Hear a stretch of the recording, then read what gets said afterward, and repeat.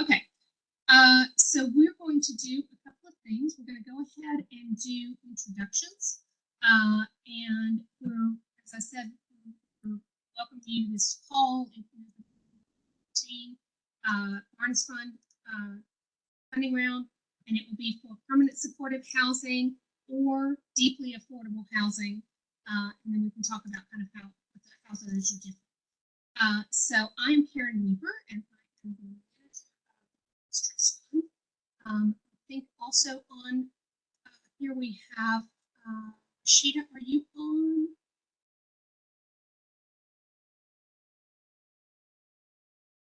Did you say something to me, Karen? I did. I was asking if you could introduce yourself. Oh, okay. Hey, good morning, everybody. I am Rashida Pardue, and I work with Karen on the Barnes Fund. All right. And there for about a year and a half. I don't know what you want me to say. Yeah, that's it. That's all I needed. Thank you. Perfect. And then if I can also introduce the folks, or have the people introduce themselves. The folks. Karen, you're still kind of choppy. I'm actually having just a little bit of a hard time hearing you still myself. Hang on one second, guys. Let me. Y'all hold for me for 1 second. Let me see if I can try one other play.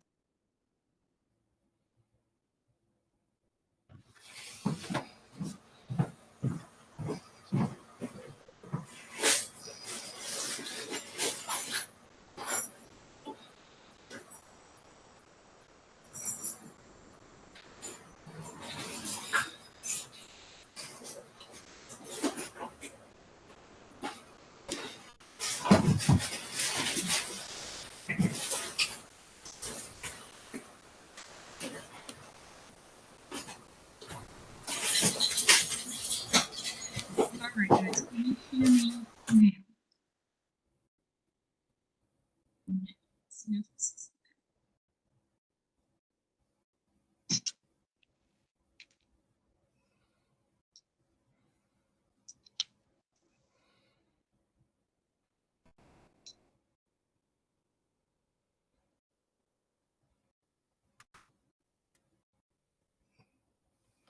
Okay, guys, let's try this one more time.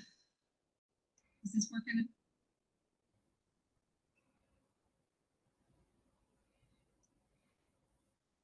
All right, let me try one more thing, and then I'll be right back. Rashida, would you mind taking folks through introductions and just calling on folks to tell who they are and who they're with?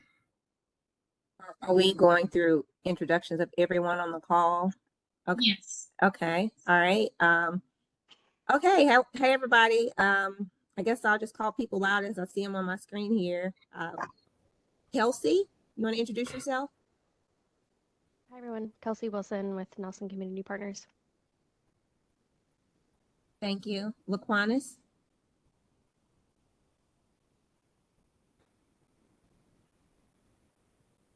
Okay, maybe Laquanis is here. Hi, everybody. How are you? I'm Precious Stone with Community Homes 33. Thank you. Lynn Stewart? Hey, doing? My name is Lynn Stewart, here representing Ephesus House. Thank you. Marcel Hernandez?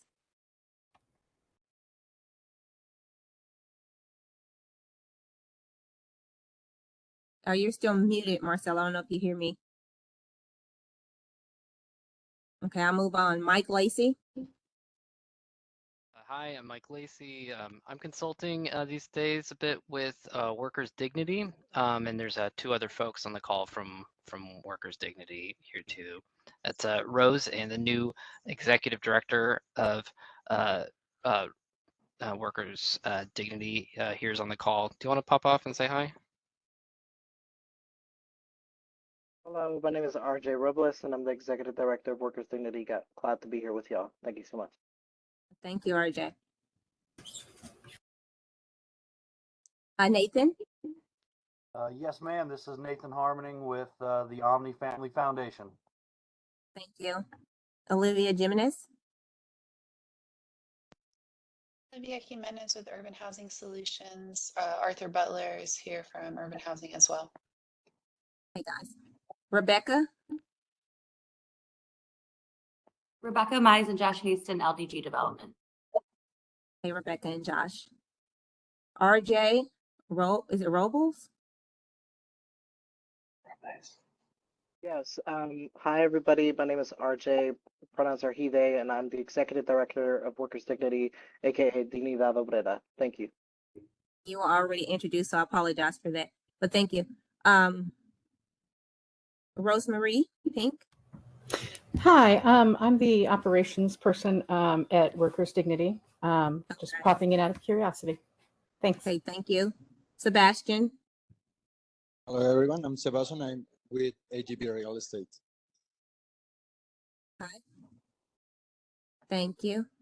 Let's go from the top here. All right. April with Office of Homeless Services. Hi, I'm April Calvin, the Director of the Office of Homeless Services. Allison is there with you. Did you want to say hello, Allison? Hi, yeah, I'm Allison Cantway. I'm the Assistant Director of Planning and Research, also at the Office of Homeless Services. And I see Miss Sharis is also with you guys. Hello, everyone. Sharis Segal, Landlord Engagement Manager, Office of Homeless Services. And Marvin Trotter.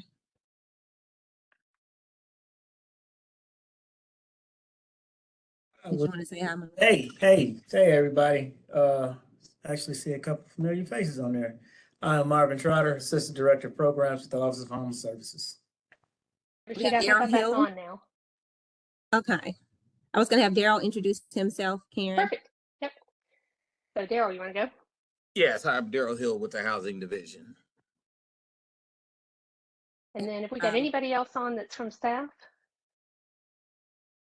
And I apologize if I was only supposed to do staff. I misunderstood your direction. No, you're totally we got a lot fine. of good hellos in there as we waited on you. No, actually, I wanted to get everybody on, so that's great. Actually, why don't you finish the introduction since you know who all's gone and who hasn't, and I will just. Why don't you go ahead and I'll just wait a second. All right, I see we have Arthur Butler. There we go. UHS. You can say hi. I know you've been introduced already, but hello. Hello, afternoon, everyone. Arthur Butler with UHS.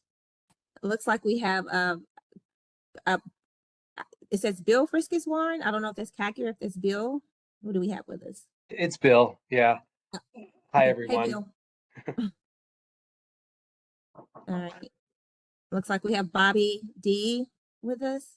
It's Bobby Daniels with Ephesus House. About that was you, Bobby. Hey. Hey. Carter Swayze. It's Carter Swayze with the Clear Blue Company. Okay. Hey, Carter. Good to meet you. What is this? Fireflies. That's somebody's note taker. Graham Honeycutt.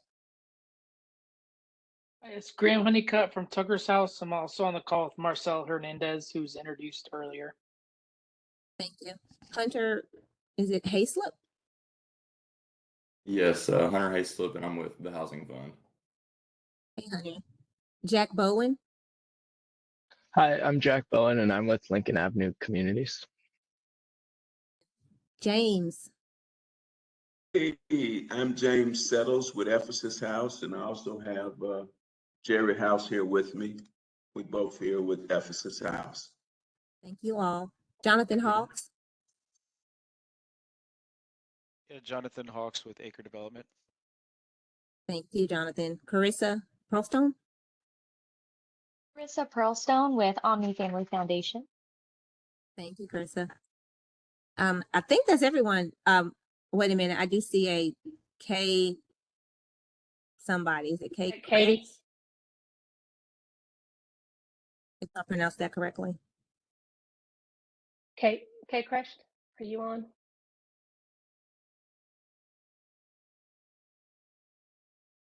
I think that's it.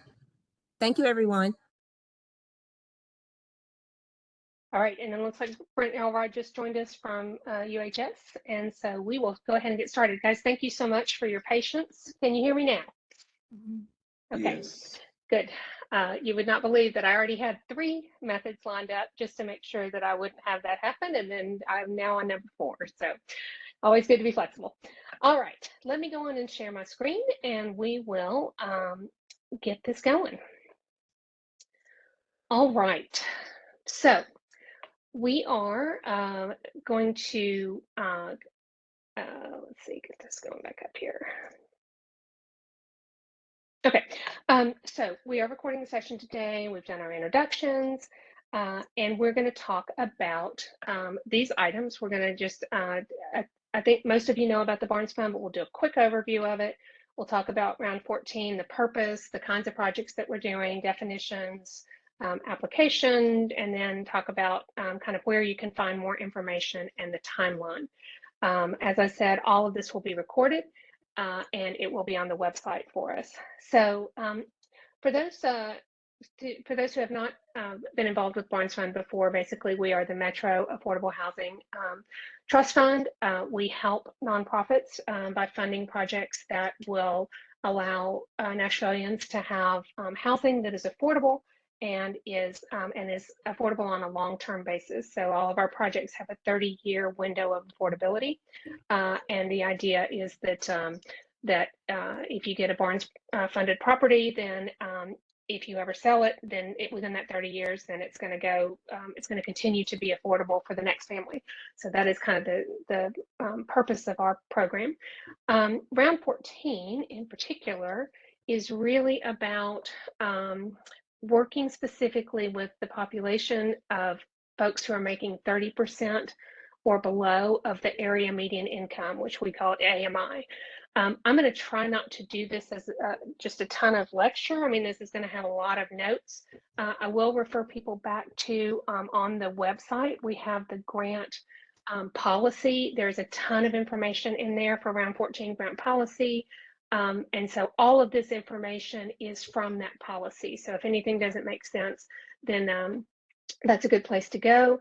And we also are inviting folks to ask questions between now and June 19th, I believe. I'll have that on the timeline when we get there.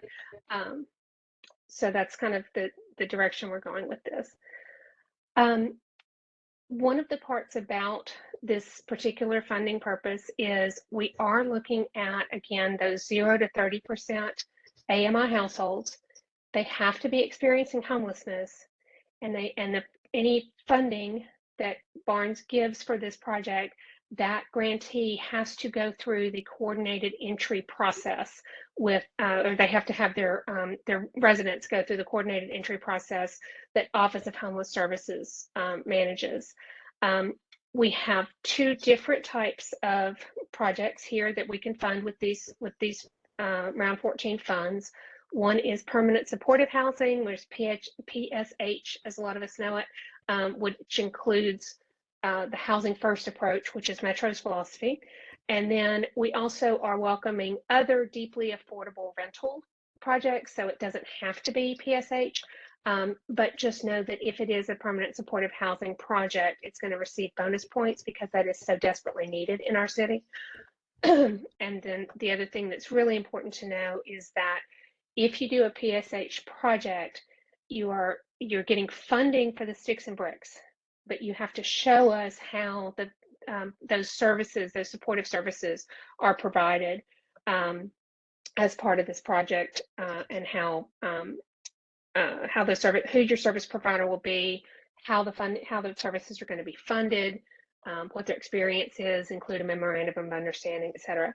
And then the last thing to know on this is that Barnes units, we welcome projects that are part of a mixed income development, but just know that your Barnes unit can only be the 30% or below, and that these restrictions only would apply to the Barnes funded units. I don't want to put the OSH folks on the spot because I promised I would not do that. So I'm going to tell you a little bit about PSH and then Housing First, and April or Dr. Trotter or any of you guys, if you want to jump in and clarify anything. I know there's a ton to cover today, and I'm trying to keep things moving, but I would welcome if you have things you want to share. So permanent supportive housing basically is it's housing intervention that combines affordable housing assistance with voluntary supportive services. And so it is intended to help those that are coming out of homelessness. Often those folks have been chronically homeless for many years. And many of them have other conditions that they're struggling with. Maybe they have mental health issues, or maybe they have physical health issues. There could be a lot of things that cause that PSH to be a good choice for them. The Housing First policy, which Metro requires for any PSH projects, is it's really to make sure that in order to quickly and successfully connect folks with that have had homelessness with permanent housing, that they not have to have preconditions like sobriety, or they don't have to participate in treatment. Everything is really intended to be voluntary, but to really, literally, just as it says, get them in housing first and then start helping them, offering them support to address whatever the issues are that have been a challenge for them. April or Dr. Trotter, anything you want to add to that on Housing First or on PSH? Nothing from April. Sounds like you're doing great. Thank you, April. I love you. All right, let's keep going.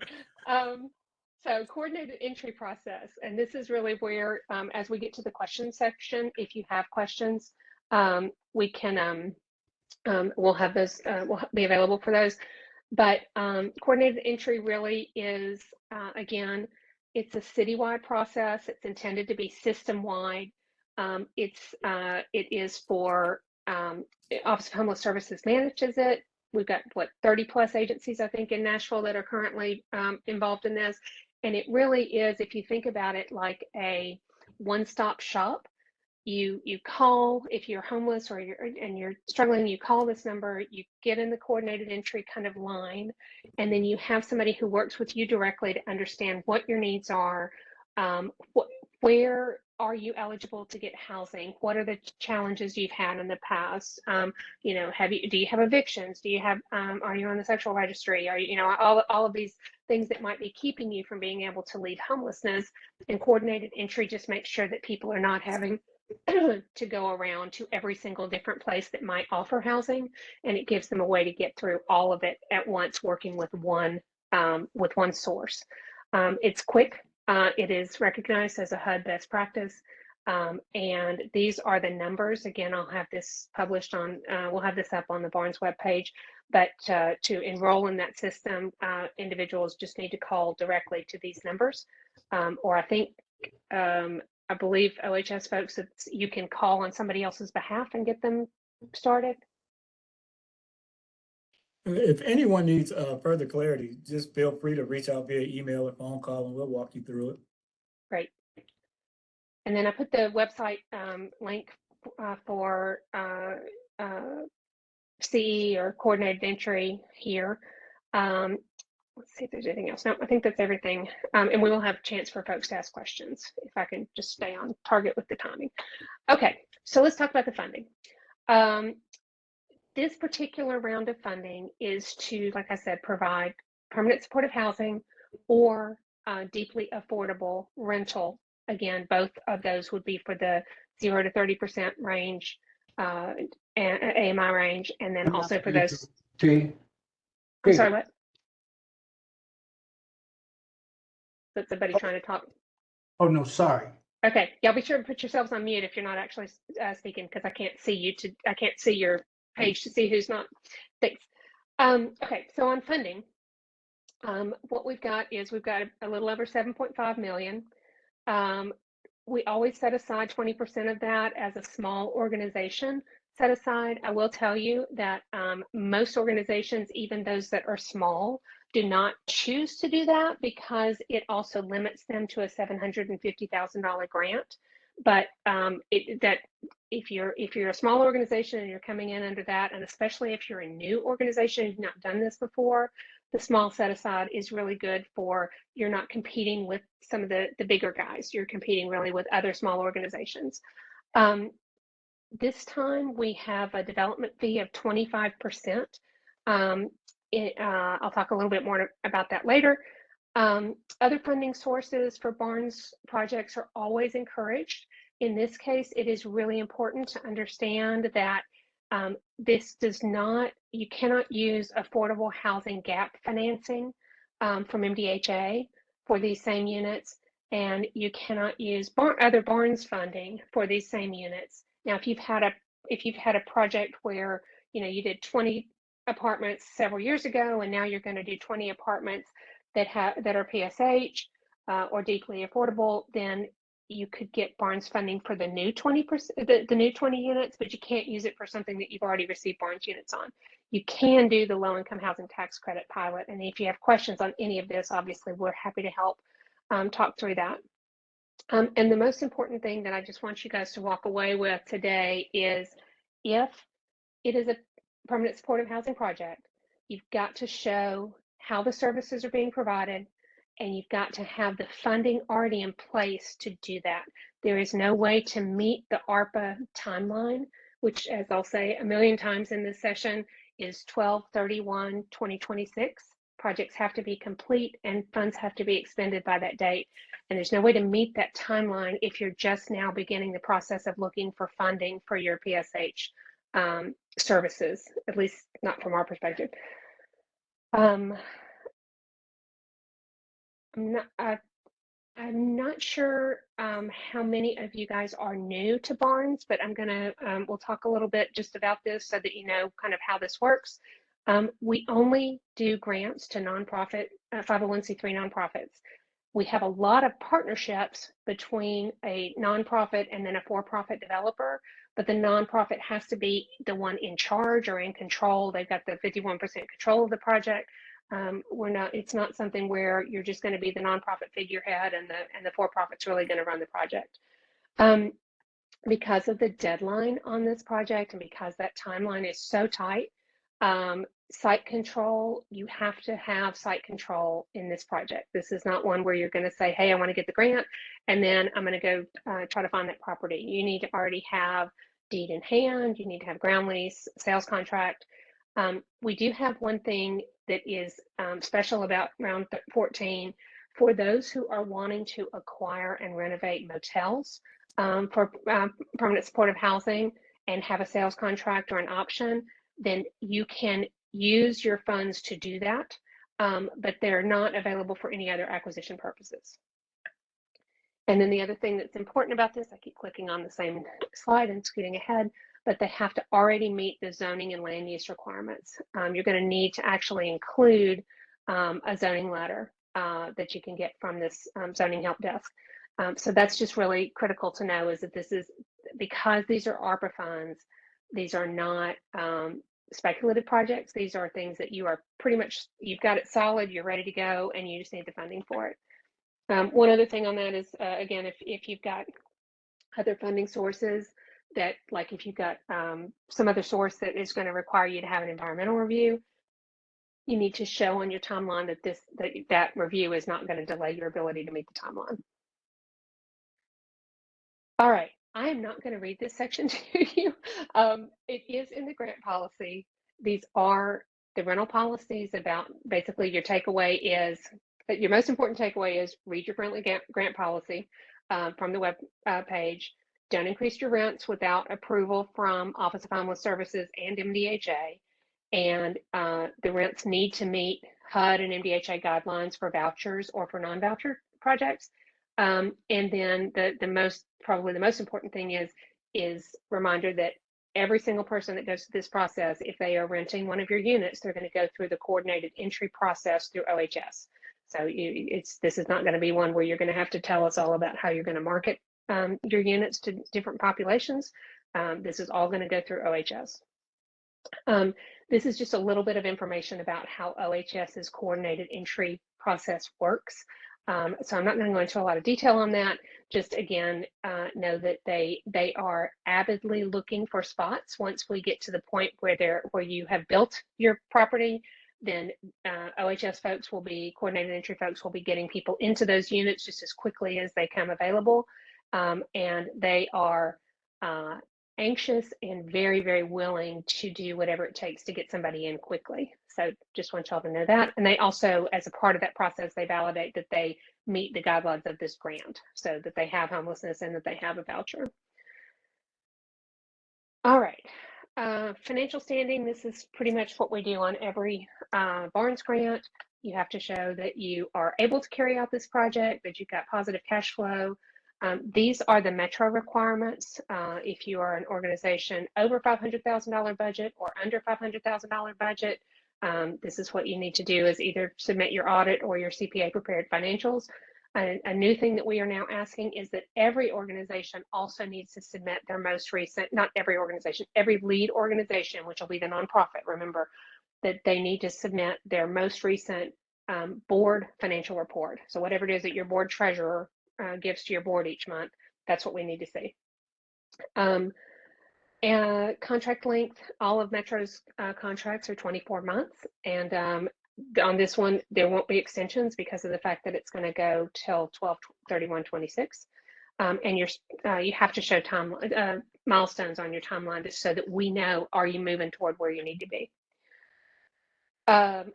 Again, most important thing about this slide is, as we're going through the application, we've simplified the application somewhat, as much as we can. We still have these minimum standards that we call our threshold standards. If you do not meet these first 4 criteria, you will not be reviewed. So if you submit an application and you didn't include the required attachments, or you didn't submit an audit, or you didn't tell us about, you didn't give the information that we need for your design documents or for your codes verification letter, you won't make it to the review stage. And you won't necessarily know that until the end of the process when the grants are approved by the Housing Trust Fund Commission. So please, please, please make sure that you are meeting all 4 of these requirements.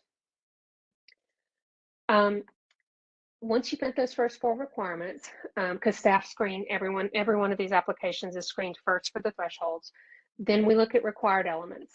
And so again, this is the same thing. I'm going to say the same thing probably over and over. You got to show experience for your development team. Be sure you include your resumes. We're seeing some folks that are submitting their applications and not including their resumes of their key figures. In this one in particular, you need to show that you're experienced with this population. Funding sources and uses, I'm going to talk about on the next slide in more detail, but the basic thing is, normally we look for 50% or less. You can ask for more than that, but your scoring will reflect that. And I'll show you that in just one second. And be sure and include your committed funding letters if you have them. This time, development fee, in the past, we've said development fee is, a certain amount, but you get extra points if you kind of come in less than that. This population and these kinds of projects are going to need extra attention and expertise. And so for this round, applicants will not have any kind of scoring attached to, are they asking for less than 25%? We want you to ask for that 25%. We want you to use that 25% to make these projects successful. All right, and due diligence and timeline, we've already talked about. This is the one clarification we had. I don't know if Rusty's on, but Rusty, one of our applicants came and said, hey, the scoring matrix as it currently stands on the website is confusing on question number 6 about funding sources and uses. And so we have clarified that here. The original one had the 10-point and the 7-point actually had the very same text, so which is our mistake. But now you can see that 10 points is if you are asking for no more than 50% of the total budget, and if you have committed funding for the remaining balance. If you don't have committed funding yet, but you've got a portion, you've got 40% of your balance, then you can get 7 points. If you have 25% of your balance, you can get 5 points. And if you don't have your committed funding yet, or you're asking for more than 50% of the budget, you'll be down in that 0 to 3 points.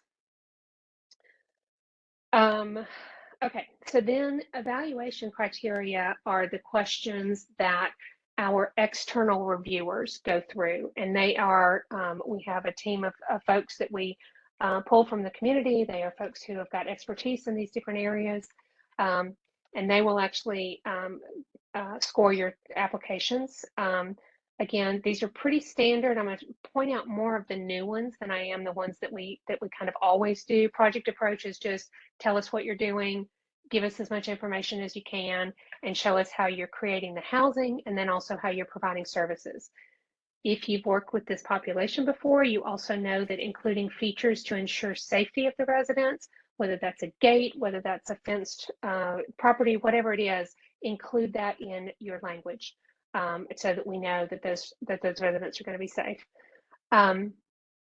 Because we don't have to worry about marketing on this one, because that's going to, everybody's going to come through OHS and the coordinated entry.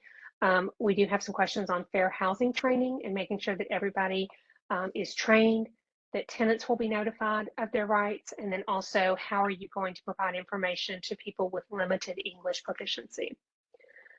Participant engagement is really important, and that is making sure that those tenants understand what is it going to, what is their time living in this facility going to look like for them.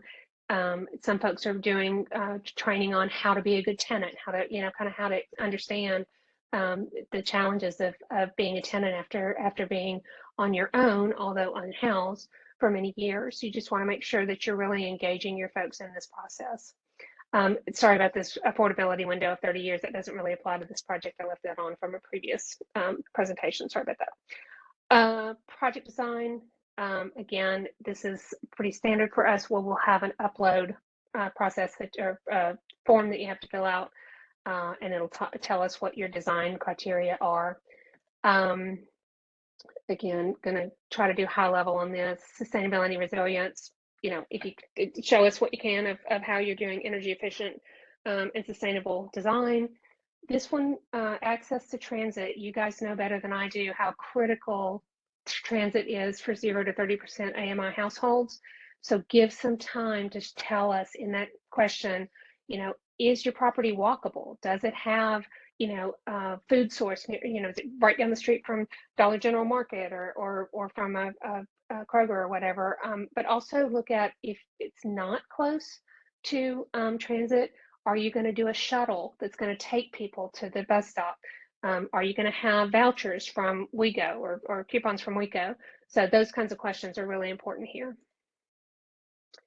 And then after you've gotten to this point, we look at bonus points. And so bonus points are given, again, they change year by year or round by round, depending on what the Housing Trust Fund Commission is wanting to focus on. But everybody has to submit a diversity, equity, accessibility, and inclusion checklist or matrix. It's part of your application that's required. But the bonus is if you're doing excellent DEAI practices, we want to give you credit for that. So that's what that is. Permanent supportive housing, as I mentioned, is getting a bonus in this particular round, 14. Urban zoning overlay, UZO, is really just continue to focus on high need access to housing in the urban core, and the grant policy tells you how to find that UZO, whether your property is in a UZO. And then the other bonus is on really the promotion of healthy communities. And so what we're looking for there is, what are the physical and behavioral needs? Are you looking at prevention? Are you going to work with a public health clinic to do screenings? Or, just kind of how you're going to look at this and include, if you've got input from your residents and your community and public health folks, put that in there too, so that we can give you bonus points for that. All right, the scoring matrix, the application link, and all the uploads that you need, they're all on the webpage. So this is the webpage. Again, if you don't, if you're not looking at this when you're trying to find it later, just search for Barnes Fund Nashville, and then look, one of the very first links that you see at the beginning of the page will say round 14, how to apply. And you'll just go through that and go to that link. It also will include the application itself, which is electronic through SurveyMonkey Apply. It will give you places where you can upload each required attachment, and you can also upload any other document that you need to include so that we can see what your project's about. We want that information so that we can see what you're doing, so that we can fund you as best we can. We want everybody to be funded that can do these kinds of projects. Timeline, most important thing is that the application period is open. This session today, there'll be another session on June 18th for information. And then this is important, the email questions to barnesfund@nashville.gov. We will be taking questions from June 4th until June 19th at noon and do them by email. And then our staff will answer the emails when they come in, but we will post all of the answers on the Barnes Round 14 website under Q&A on June 24th. So that'll all be there. Applications will be due July 15th. Sorry about that. Don't mean by panic. The review period for the internal and external reviewers will be the July 16th to the 21st. And then this is really important, this word expected. Our plan is to have the Housing Trust Fund Commission vote on the reviewers' recommendations on August 27th. Sometimes that gets a little bit behind, but our goal is to get the Housing Trust Fund Commission to approve it, and then it will be presented for council approval after the contracts are actually written. So we are, we'll be pushing on this just as fast as we can to try to get the approvals ready. Anybody who does not get funded after the council approval date, then you can reach back out to that Barnes Fund at nashville.gov, and you can ask for somebody to meet with you to talk to you about your application and maybe why you didn't get funded.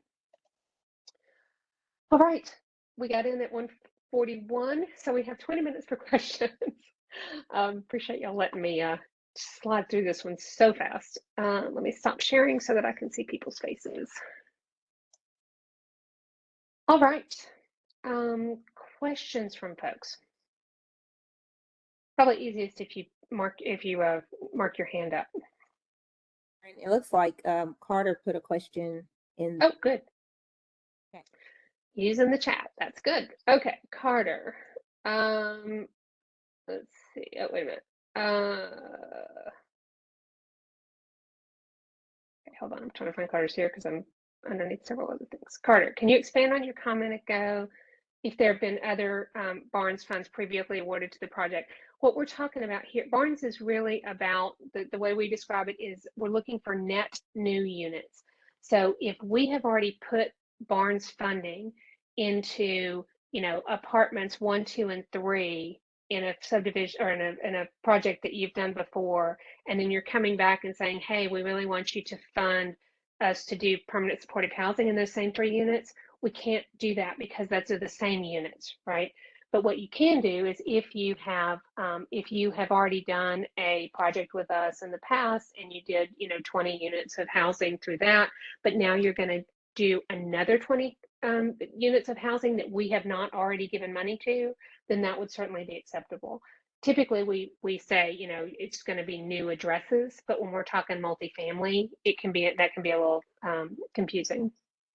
Carter, does that make sense? It does, thank you. I would love to get an answer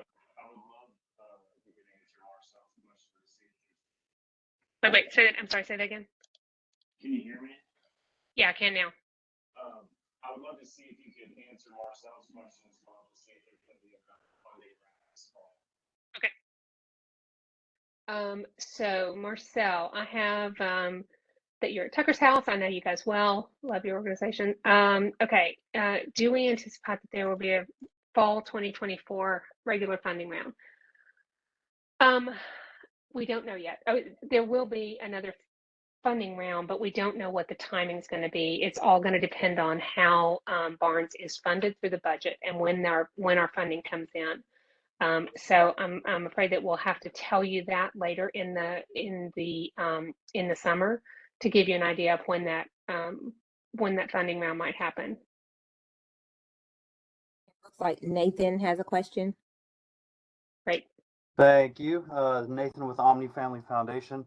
My question is around PSH determination. So on the supportive sides, do you all use any specific guidance when you are trying to classify an agency as a PSH other than what you presented today? Like particularly around the support services, like are there a certain type or a certain funding for support services that will allow you to qualify as a permanent supportive housing? I'm going to ask if any of the OSH folks or OHS folks can talk about that, and if not, then I'll take a stab at it. I'll speak at it. I'll speak to it. That's, the wonderful part about PSH is that there is the supportive services on site there. And so it would be whether the agency is providing that supportive services, that the nonprofit on record, or partnering with an agency to do that. And a lot of times it may come with a little bit of a cost if there's a partnership for the PSH. And then the supportive services is, any intensive case management, at least weekly if they're living there on your property. So intensive case management, and not expecting the case managers to be all things to all people, but at least know how to make that referral, right? If somebody needs inpatient recovery or someone needs mental health counseling, how do they connect them with those services? Yeah.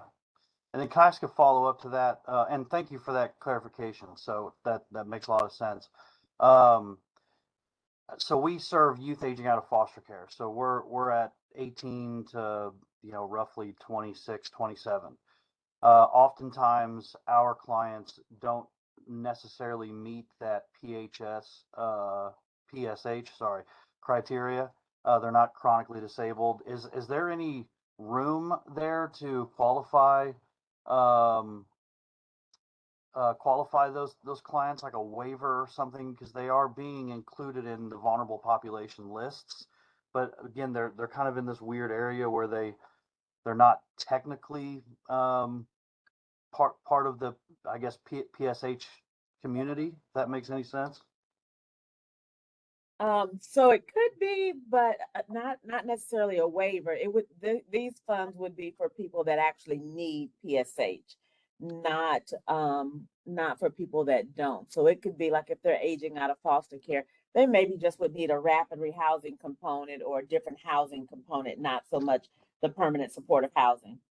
Yeah, and let me add to that this funding does also work for deeply affordable housing for folks who are in that 0 to 30% income range and are also homeless. So I guess one of the questions, Nathan, would be, as your youth are coming out of your programs, are they, where will they be living? Are they considered homeless? Do they meet the HUD definition of homelessness as they come out of your program?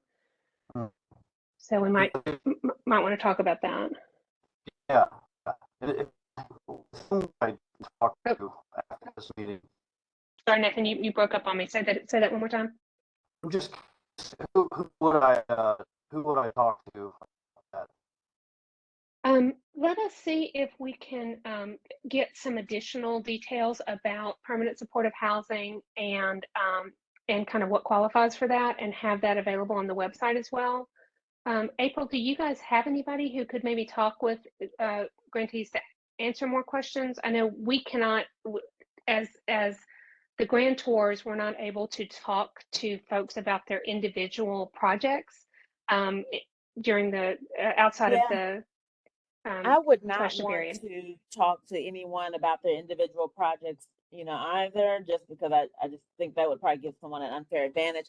But as far as like PSH and the general gist of it, we can give you some language, Karen, to put on your website. I don't think that would be fair for us to, be like a subject matter expert for any individual that's going through the process.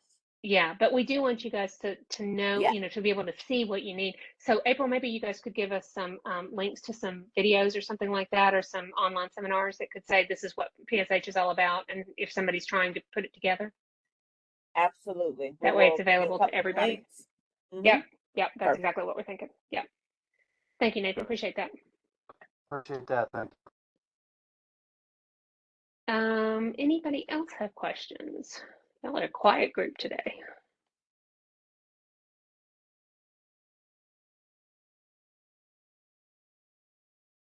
Hey, Karen, we had a few questions in the chat. Yeah. Thank you. Appreciate that. I'm looking at people's faces and not the chat. Appreciate that. Let's see what we got. Carter, Marcel. Okay, and then Marcel, your question about so here's the difference between it's a really good question. Here's the difference between ARPA funding and what we call Barnes General. So ARPA funding is through the American Rescue Plan Act. It is allocated by Metro Council, and they say here is X amount of dollars that can be used to make grants, but it's for specific purposes. And it's so like this one is for permanent supportive housing or deeply affordable housing for folks 0 to 30% who are homeless. We've in the past we've done, okay, this bucket of money is for older adults. This bucket of money is for X or Y or Z. But our Barnes General funding rounds, which also generally happen every year, we just don't know exactly what the timing will be because it depends on when Barnes has, when we get our income for the year to be able to distribute that out. But those Barnes General funds are if you're doing rentals, if you're doing group homes, if you're working with people with disabilities, those are all kind of, there's a question on the Barnes General application that will say, what target population are you serving? And we also do both home ownership. We'll do 4 different types. We do home ownership, or Barnes General is usually home ownership opportunities for those who make 80% or less of the area median income, rental opportunities for those who make 60% or less, owner-occupied rehabs, where folks may be living in their homes and as individual homeowners, and they need help getting their houses rehabbed so that we can preserve that stock and keep them in their homes. And then the last one is if there is an organization, a nonprofit that is rehabbing homes to rent out. So maybe you've got a population, like if you had folks with disabilities and you're rehabbing homes and then renting those houses to those folks, that would be under what we'd call our rental, under our rental rehab category. And all of that, if you want to learn more about that, you can go on the Barnes page and look at round 13 funding, because that's what that was for those general Barnes funds. And that will tell you quite a bit about that funding and how that works. Hey, Karen. Yeah. Hey, looks like Rebecca asked a question in the chat as well. Okay. Do all households that come through the CE process have an HCV? That's part 1. Okay. And if so, are we able to underwrite their rent at 60%? At 60% AMI, even though the household likely earns 30% AMI. Okay, it's actually 3 questions. So you know. Yep, I'm seeing them. April, I think you or Dr. Trotter, I think this is on y'all. I can grab that question. Okay, great. So Charles? And so or Allison, the applicants or households that come through the CE process, a lot of them have housing choice vouchers, but we have a lot of people that have independent income. Some of them may have pensions, alimony, substantial Social Security. It's a wide applicant pool, so just depends on the circumstance or the situation.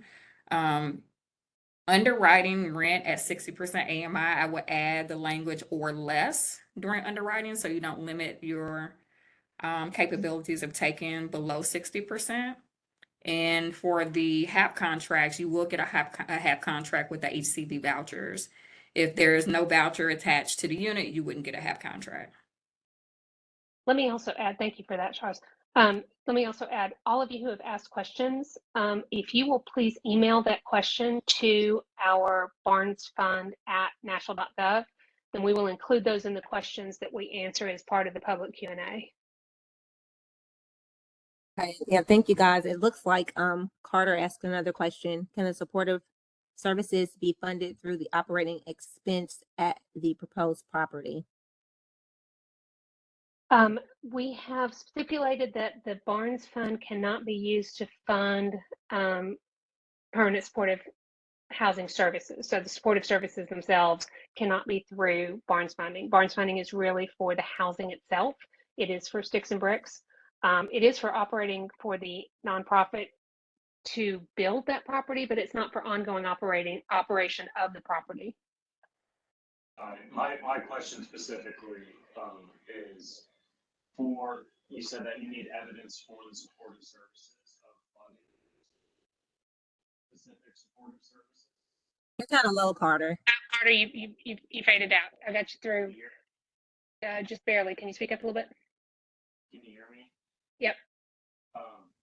My question was if you said that you needed to provide specific funding sources for the supportive services, and I'm asking, would it qualify, would operating expenses from the property qualify as funding sources to the supportive services? Oh, I see. You're not asking if Barnes can qualify, can use that, but if the expenses or if the operating budget that's spun off from the property could be supporting those services.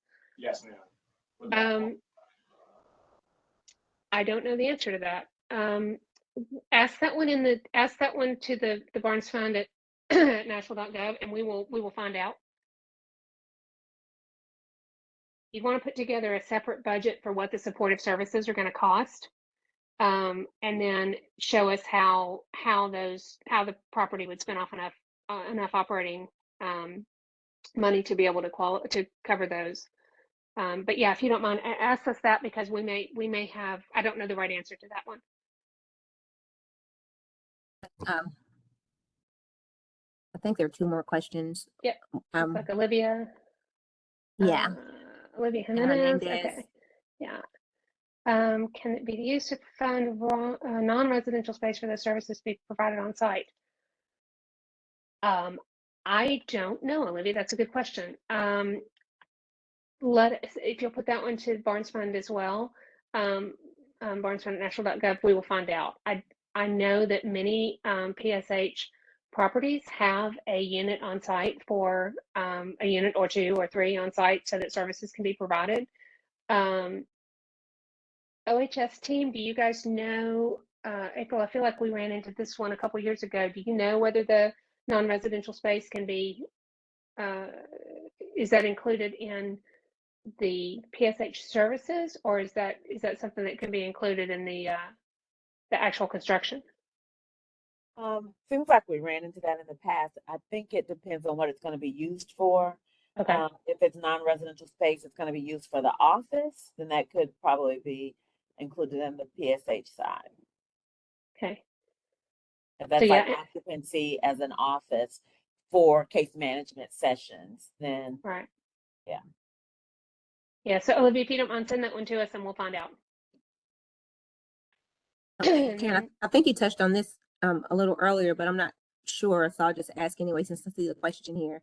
It looks like Hernandez asked if an organization were to apply for home modifications, is that an eligible type for PSH? In the summer round, in the summer ARPA round. Thank you. Okay. I think it's, think of this round as either permanent supportive housing or deeply affordable rental. So if you were going to do, yeah, I don't know the answer. I'm asking because we do the home modifications for homes that are already built.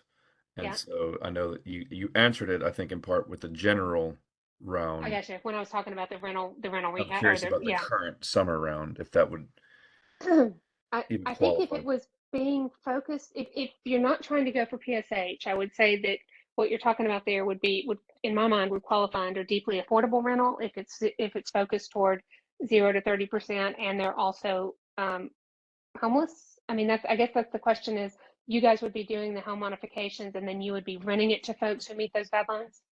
No, it would be for homeowners. Oh yeah, that wouldn't, because they wouldn't be homeless. They have to be Gotcha. homeless in order to qualify here. Thank you. Yeah, sure. Yep. Okay.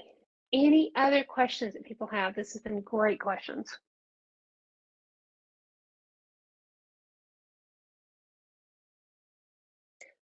Y'all are making us look really good. We're at 1:59 and it looks like we're done. Do you know when we'll have answers back to the questions, or is there a number we can reach out to specifically at the CE folks to get answers to some of these questions on a deeper level? Yeah, send those questions to that number, to that address that I told you, which is barnesfund@nashville.gov. Anything that goes to anybody that's any questions that are for the CE folks, we'll have them answer. And what we try to do is we try to answer you right away, and then we publish all of the answers on the 24th. So we won't like you don't have to wait until the 24th to get an answer. We'll answer you as quickly as we can.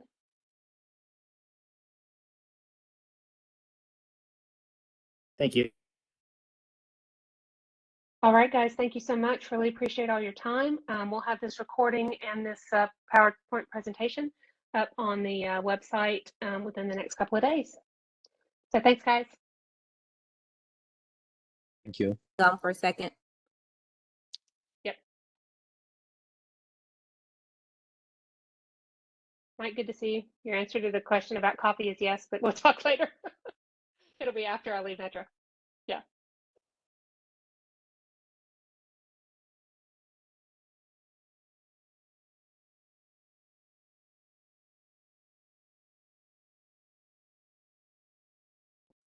After the question.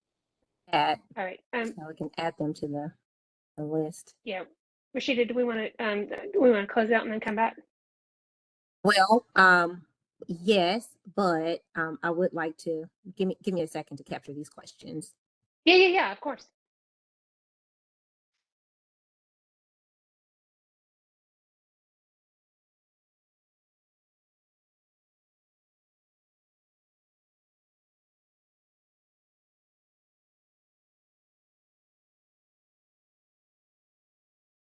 Okay, guys, the room's going to stay open for another couple minutes so Rashida can capture the questions, but I'm going to sign off. So thank you guys very much for your time. Appreciate it.